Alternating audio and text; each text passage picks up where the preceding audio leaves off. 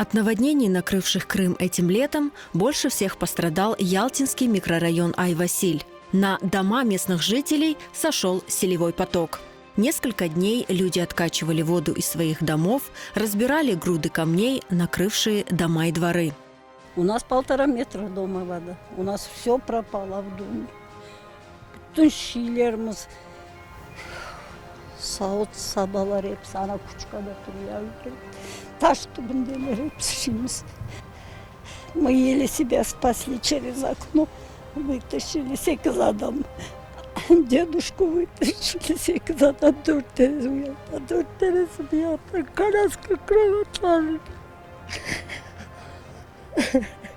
Спустя 3 месяца местные жители все еще борются с последствиями стихии, расчищают дворы и восстанавливают дома.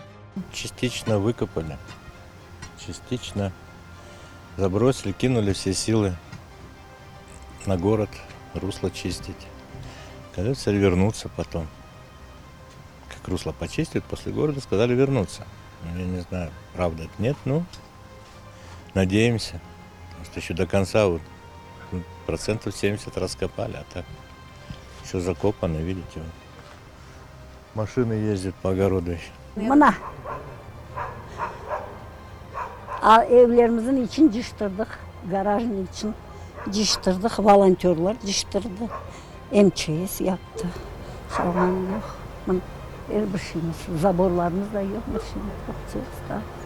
Руслан Мустафаев, дом которого был полностью разрушен, получил компенсацию в 200 тысяч рублей. Однако, по его словам, восстановить дом на эти деньги невозможно. По 200 тысяч дали на 2 тонны арматуры. Больше ни на что не хватит. Куплеса сейчас почти 30 тысяч, тонна арматуры почти 100 тысяч. Я не знаю, на что это. Холодильник купить или телевизор. Но этим сыт не будешь. Это все равно ни на что не хватит. Как говорят, для поддержки штанов. В конце августа из федерального бюджета было выделено дополнительно 930 миллионов рублей на ремонт придомовых территорий в Керчи и в Ялте. Однако местные жители отмечают, помощь от государства получили пока не все. Bilmeyeyim, ben o şeylerin bir şey bilmeyeyim, bir şey bilmeyeyim. Bizge айтылмай, bilmeyeyim, bir şey. Komşular айтылар, что ничего не получили, не знаю. Может, дадут. Керек mi, bir şey керек mi? Bizge документlerimizi yazın. Покидать свои дома, в которые было вложено много сил и средств, жители микрорайона Ай-Василь не планируют.